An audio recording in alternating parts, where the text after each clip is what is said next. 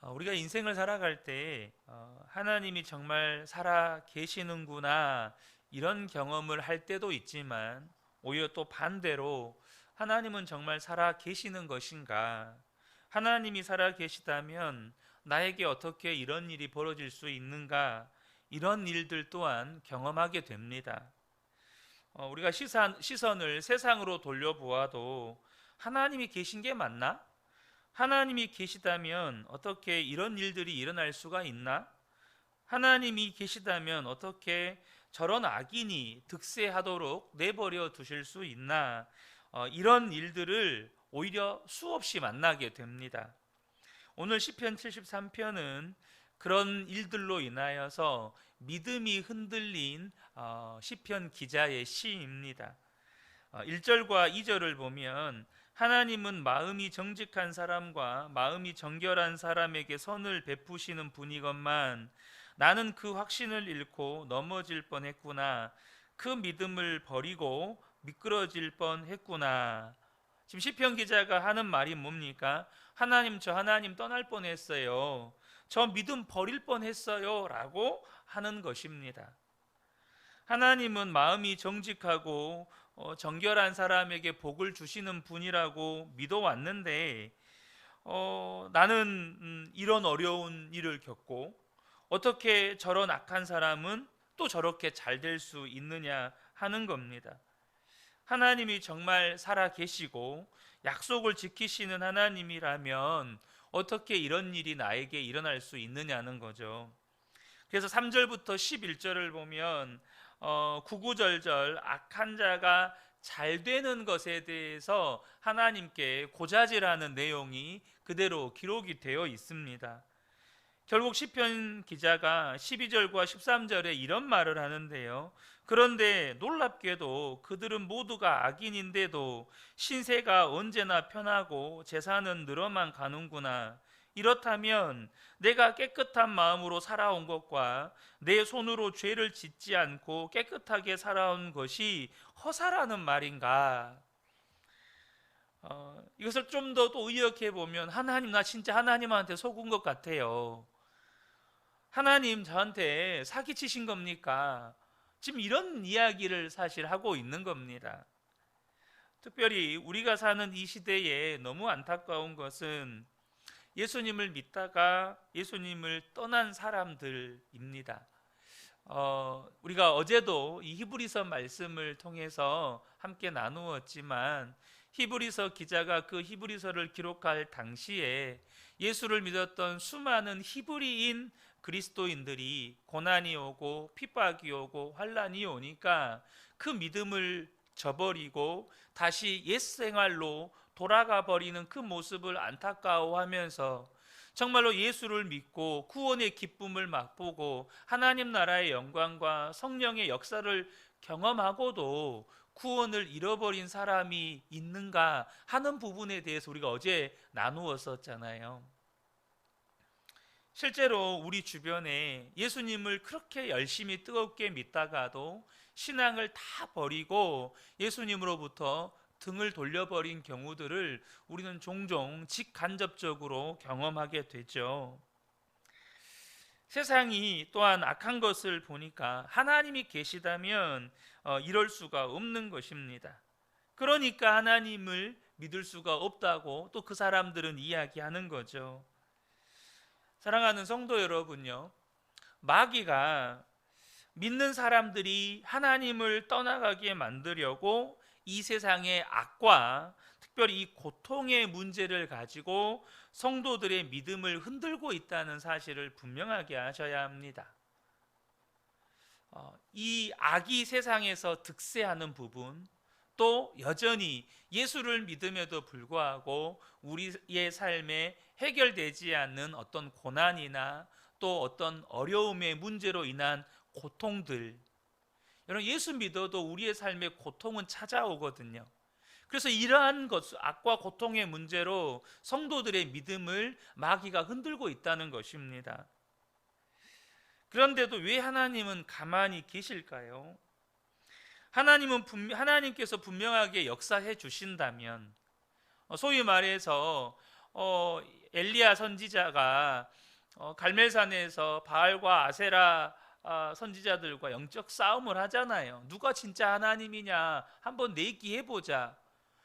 그래서 하나님께서 하늘에서 불을 내려서 하나님이 살아계신 것을 증명해 보이시면, 오늘날에도 하나님께서 그렇게 역사하시면 여러분 수많은 사람들이 하나님 믿지 않겠습니까? 그런데 왜 하나님이 가만히 계시느냐는 거예요. 14절부터 시편 기자가 이렇게 이야기합니다. 14절부터 16절입니다. 하나님 주님께서는 온종일 나를 괴롭히셨으며 아침마다 나를 벌하셨습니다.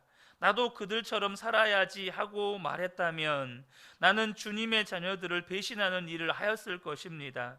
내가 이 얽힌 문제를 풀어보려고 깊이 생각해 보았으나 그것은 내가 풀기에는 너무나 어려운 문제였습니다.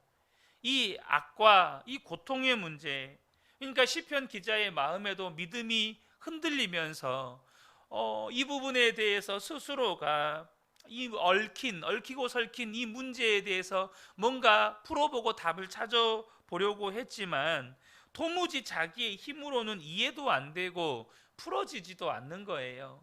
그래서 우리가 흔히 그런 표현을 쓰잖아요. 하나님의 뜻이 도무지 이해가 안 된다. 하나님의 뜻을 모르겠다. 여러분, 그게 지극히 정상적인 거예요. 하나님은 우리에게 하나님의 일의 시종을 모르게 하셨어요. 그게 전도서의 기자의 고백이잖아요. 뭐 때문에요? 하나님을 경외하게 하려고. 하나님이 하시는 일의 시종을 절대 모르게 하셨단 말이에요. 우리가 세상을 살아가면서 이런 일들을 수도 없이 겪습니다. 혹시 지금도 이해되지 않는 하나님의 어떤 내 삶의 일하심으로 인하여서 도무지 이해도 안 되고 해석도 안 되니까 고통 중에 계시는 분들이 계실 겁니다. 그러나 여러분, 꼭 저와 여러분이 기억하셔야 돼요. 하나님이 안 계셔서 그러시는 것이 결코 아니라는 것입니다. 때때로 하나님이 침묵하시는 것 같고 또 하나님이 아무것도 안 하시는 것처럼 보일 때가 있겠지만 거기에는 다 이유가 있습니다. 그리고 우리가 정말로 하나님을 찾고 찾으면 우리의 삶 가운데 그렇게 우리가 씨름했었고 또 고통을 겪었었던 그 일에 대해서 하나님은 깨닫게 하시는 것들이 있다는 겁니다. 왜 하나님이 그렇게 하셨는지 다 알게 하신다, 이 말이 아닙니다. 하나님은 우리가 하나님 앞에 서는 그날까지도 때로는 다 이해 안 되게 하시는 것들이 있어요. 하지만 분명히 깨닫게 하시는 하나님의 뜻, 또 깨닫게 하시는 내가 이전에 미처 알지 못했던 은혜의 영역들이 있게 하신다는 거예요. 왜 세상에서 악이 승리하는 것처럼 보이는지, 왜 하나님 침묵하시는지, 하나님은 진정으로 하나님을 찾는 자에게 또 답을 구하는 자에게 하나님께서 깨닫게 하시는 것이 있다는 거예요. 본문 시편의 기자가 정말 처절하리만큼 솔직하게 자신의 심정을 하나님께 고백하잖아요. 솔직하게 저 하나님 의심했습니다. 나 넘어질 뻔했습니다. 떠나고 싶은 마음도 있었습니다. 내 마음대로 살고도 싶었습니다. 하나님 정말 이해가 안 됩니다. 그렇게 정말 솔직하게 하나님 앞에 고백하는 겁니다. 여러분, 때로는 우리가 하나님 앞에 그렇게 기도할 필요가 있어요. 하나님 저 이해 안 됩니다. 나 이렇게 믿음 흔들리는데 왜 하나님 가만히 계십니까? 하나님 저 솔직히 믿음 버리고 싶었고 하나님 떠나고도 싶었고 내 마음대로 살아보고도 싶었습니다. 우리가 때로는 이런 기도도 필요해요. 하나님은 우리의 솔직한 마음을 듣고 싶어 하시는 분이시니까. 그런데 시편 기자가 답을 얻습니다. 17절에 그러나 마침내 하나님의 성소에 들어가서야 악한 자들의 종말이 어떻게 되리라는 것을 깨닫게 되었습니다. 시편 기자 당시에는 하나님을 만나는 장소가 하나님의 성소였습니다.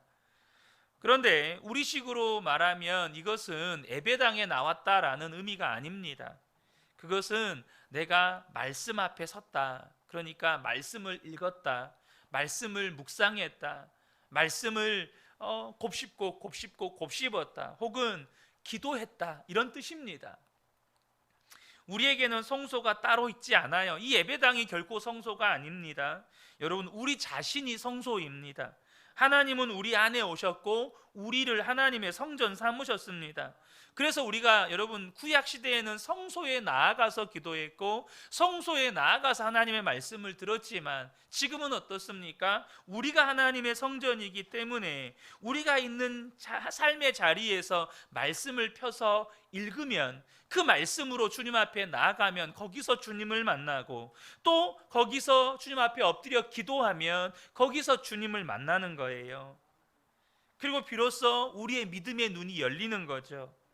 시편 기자는 악한 자들 때문에 이 악한 자들 때문에 시험이 들었는데, 특별히 오늘 본문에는 어떤 내용까지 나오냐면 악한 자들은 죽어도 편하게 죽는다는 거예요.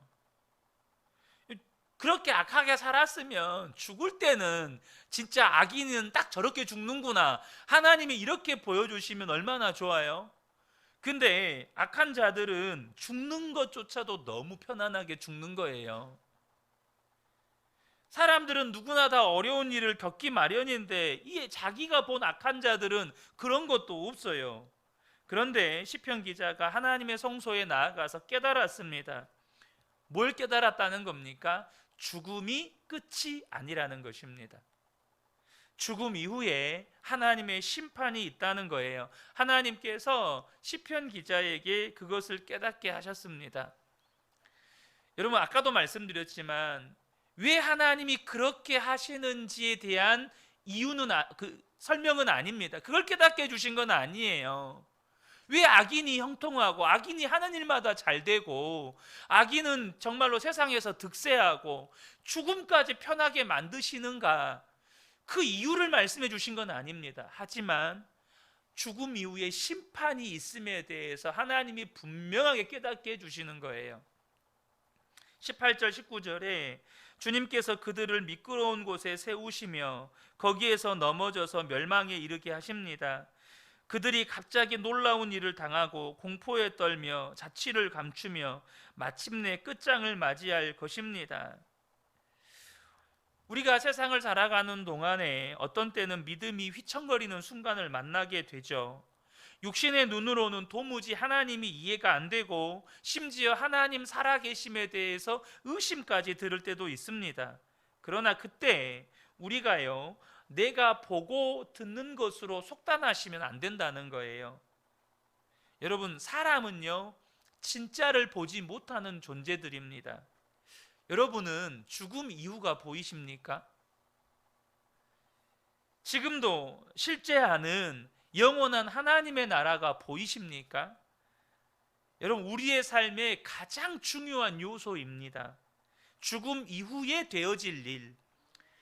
하나님께서 인생을 유한한 존재로 짓지 않으시고 영원한 존재로 지으셨습니다. 여러분, 분명하게 아셔야 됩니다. 사람은 예수를 믿나 안 믿나 영원한 존재입니다. 단지 육신의 죽음이라고 하는 관문을 지나갈 뿐입니다. 그리고 육신의 죽음이라는 관문을 지나가면 영원한 지옥에서의 영생이냐 영원한 하나님 나라에서의 영생이냐, 이것이 갈려질 뿐이에요. 그래서 우리의 삶의 가장 중요한 요소는 죽음 이후의 문제입니다. 그런데 이것들은 눈에 보이는 세상이 아니에요. 우리가 만질 수 있는 것들도 아닙니다. 그런데 오늘 시편 기자가 성소에 나아가서 하나님 앞에 엎드려 기도했을 때 하나님께서 눈에 보이는 세상이 전부가 아니고 영적인 세계가 있다는 것, 영원한 하나님의 나라가 있고 하나님의 심판이 있다는 것에 대해서 믿음의 눈을 열어주신 거예요. 그러니까 시편 기자가 그렇구나 깨닫게 되는 것입니다. 이것이 깨달아지고 이것이 믿어지는 순간에 악인의 형통이 여전히 부러울까요? 그렇지 않습니다. 악인의 형통이 더 이상 부러워지지가 않는 거예요. 악인들이 세상에서 득세하고 잘 되는 것이 더 이상 부럽지 않고, 그래서 그 악한 자들의 길을 따라가지 않게 되는 겁니다. 시편 1편에서의 첫 고백이 뭡니까? 복 있는 사람은 악인의 길에 서지 아니하고 죄인의 길을 따르지 아니하고 오만한 자들과 함께 자리에 앉지 않는 사람이에요. 왜 그럴까요? 복 있는 사람은 영원한 하나님 나라와 하나님의 심판에 대해서 믿음의 눈이 뜨인 사람이기 때문입니다. 그래서 그 악인들이 오히려 불쌍해 보일 뿐이에요. 누가 옆에서 야 얼마나 좋냐, 저렇게 살아야 세상 잘 사는 거야, 아무리 부추겨도 그렇게 살 수 없게 되는 거예요. 진짜를 아는 사람은 절대 그런 거예요. 여러분, 여기에 컵이 있습니다. 여기에 독이 들어있어요. 내가 독이 들어있는 걸 알아요. 근데 그것을 모르는 사람들이 이것이 꿀물이라고, 이것이 너무너무 맛있는 음료라고 나에게 어떤 말로 구슬려도 여기에 독이 들어있는 것을 아는 사람은 죽어도 안 마십니다. 그런 거예요. 영원한 하나님 나라와 심판에 대해서 눈이 열리면 그 악인들의 삶이 정말로 꿀과 같이 달아 보여도 그게 독인 걸 아는 사람은 결코 그 자리에 있지 않게 되는 것입니다. 세상에서 아무리 잘 되는 것처럼 보여도 그 길이 망하는 길인 것을 아니까, 세상에서 아무리 고난당하는 길 같아도 하나님의 말씀대로 사는 길이 궁극적으로 옳은 길이고 복받을 길이고 생명의 길인 것을 아니까 고난을 당해도 그 길로 가는 거예요. 하나님 말씀대로 사는 길을 택하는 겁니다. 여러분, 우리 눈에 보이는 것이 진짜가 아닙니다. 눈에 보이는 것들은 보이지 않는 하나님의 말씀에 의해서 창조되었고 또한 다스려지고 있다는 사실을 분명히 아셔야 합니다. 야고보서 5장을 읽으면 야고보가 충격적인 이야기를 합니다. 야고보서 5장 1절에 보면 들으라 부한 자들아 너희에게 이 말 고생으로 말미암아 울고 통곡하라 라고 말씀합니다. 여러분, 우리 속에는 한 번쯤은 부자가 되고 싶은 마음, 한 번쯤은 정말로 부유하게 살고 싶은 마음들이 다 있어요. 목사인 저 안에도 있습니다. 그래서 한 번쯤은 생각해 보는 것이 로또 당첨 아니겠습니까? 그런데 여러분, 왜 그런 마음이 우리 마음 가운데 순간순간 스쳐 지나갈 수는 있지만 왜 그 마음을 품고 사는 걸까요? 부자가 되고 싶다, 내가 부유하게 살고 싶다, 이것을 포기하지 못하고 사람들이 그걸 마음에 품고 사느냐는 거예요. 이유는 믿음의 눈이 뜨이지 못했기 때문입니다. 부자가 도대체 어떤 어려움 속에 빠지게 될지, 부자에게 임할 고통이 무엇인지를 모르니까, 단지 육신의 눈에 보기에는 그게 너무나도 좋으니까, 그러니까 부자가 되고만 싶고 내 마음속에 그런 갈망을 가지고 부자를 보면 너무너무 부러운 거예요. 나도 어떻게 하면 저렇게 살 수 있을까? 그렇지만 믿음의 눈이 열리고 나면 부자들에게 울고 통곡하라고 이 야고보와 같이 말하게 된다는 거예요. 야고보서 5장 2절부터 5절을 보겠습니다. 너희의 재물은 썩었고 너희 옷은 좀 먹었으며 너희 금과 은은 녹슬었으니 이 녹이 너희에게 증거가 되며 불같이 너희 살을 먹으리라. 너희가 말세에 재물을 쌓았도다. 5절에 너희가 땅에서 사치하고 방종하여 살육의 날에 너희 마음을 살찌게 하였도다. 여러분, 기억하셔야 합니다. 하나님께서 우리에게 주신 모든 복은 사명입니다. 부자의 재물도 사명이에요. 하나님께서 그 사람에게 재물을 주셨어요. 재산을 주셨어요. 그 말이 뭐죠? 그것으로 하나님의 뜻대로 살라는 거예요. 저에게는 하나님께서 목사로서 또 영적인 복들을 주셨습니다. 그래서 성도님들이 보지 못하는 것들을 때로는 보게 하시고 성도님들이 깨닫지 못하게 하는 것들을 깨닫게 하셔서 여러분들에게 그 은혜를 나누어 주고 살라고 하나님께서 목사로 세우셨습니다. 그럼 부자는요, 다른 사람에게 없는 재물이 있어요. 저에게, 우리 성도님들이 때로는 보지 못하는 것들을 보게 하시고 깨닫지 못하는 것들을 말씀으로 깨닫게 하셔서 그것을 성도님들과 함께 나누며 살게 하듯이 부자에게는 다른 이들에게, 가난한 자들에게 없는 재물을 주셔서 그것을 나누면서 살라고 주신 사명이라는 거예요. 그런데 부자가 그것을 쌓아두었어요. 이것이 하나님 앞에 섰을 때에 그의 살을 먹는 것이라고 말씀하십니다.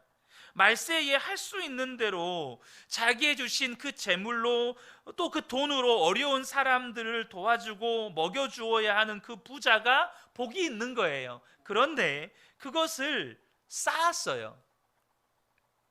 여러분, 이 세상에서는 돈을 쌓아두면 얼마나 든든합니까?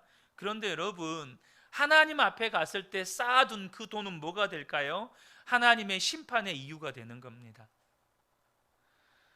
그 돈으로 사치하고 자기를 위해 쓴 것은 무서운 심판을 받는 일이라는 거예요. 여러분, 믿음의 눈이 뜨이지 않고 육신의 눈만 뜨인 사람은 이 땅에만 재물을 쌓는 삶을 살아요.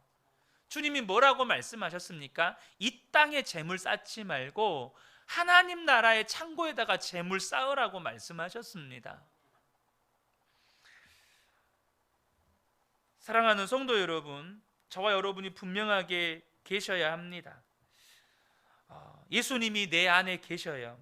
그리고 주님과의 온전한 교제 속에서 말씀과 기도로 주님과 교제하는 삶이 없으면 아무리 교회를 다니고 또 직분을 받았어도 여러분, 육신의 눈만 뜨고 사는 거예요.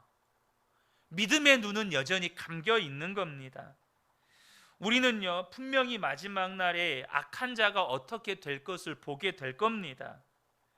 그런데 고난 중에도 하나님의 뜻대로 사는 자가 또한 마지막 날에 어떤 영광을 받을지도 결국에는 보게 될 거예요. 그때 모든 질문은 끝이 납니다. 이 땅에서 악한 자가 마지막 날에 어떻게 될지를 보고, 고난 가운데서도 말씀대로 살았던 자들이 하나님 앞에서 어떻게 영광을 받게 될지를 알게 되는 그 순간에 여러분, 이 땅에서 그렇게 주님 앞에 우리가 질문했어요. 하나님 어떻게 그러실 수 있습니까? 하나님, 저 믿음 흔들릴 뻔했지 않습니까? 하나님, 저 주님 떠날 뻔했지 않습니까? 어떻게 이러실 수 있어요? 라고 했던 그 모든 질문이 끝이 나요. 여러분, 그날이 기다려지지 않습니까? 여러분들이 이 땅에 그렇게 고통스러워하면서까지 가졌던 의문점들, 때로는 그것을 끝까지 품고 살아야 될 수도 있어요. 하지만 주님 앞에 서는 그날에 그 모든 의문이 끝이 나고 질문도 끝이 납니다. 그리고 하나님께서는 저와 여러분의 삶에 마지막 때에 가서 그것을 알기를 원치 않으시고 지금 우리가 그것을 알고 살기를 원하십니다. 지금 우리가 믿음의 눈을 떠서 주님과 친밀하게 교제하고 주님이 어디로 인도하시든지 주님이 인도하시는 삶을 살기를 원하신다는 거예요. 지금 내 안에 계신 주님으로 인하여 지금 말씀과 기도를 통해서 우리의 믿음의 눈을 뜨고 살기를 원하신다는 겁니다.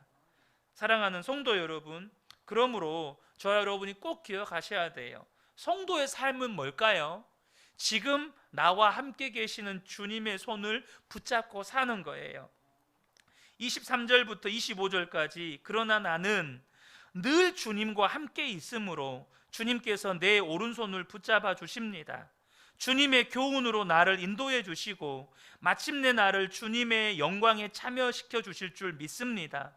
내가 주님과 함께하니 하늘로 가더라도 내게 주님밖에 누가 더 있겠습니까? 땅에서라도 내게 무엇을 더 바라겠습니까? 사랑하는 성도 여러분, 주님 손 붙잡고 오늘 하루도 살게 되시기를 축복합니다. 그게 성도의 삶이에요. 그러면 주님께서 모든 것을 다 알게 해주시지 않을지라도 그 순간순간 깨닫게 해주시고 그 순간순간 그 시험과 어려움을 건너게 해주시는 은혜를 부어주신다는 거예요. 이 새벽에 오늘도 그 주님을 바라보고 기도의 자리로 나아가시고 또 하나님께서 부어주시는 충만한 은혜를 경험하게 되시기를 예수님의 이름으로 축복합니다. 아멘.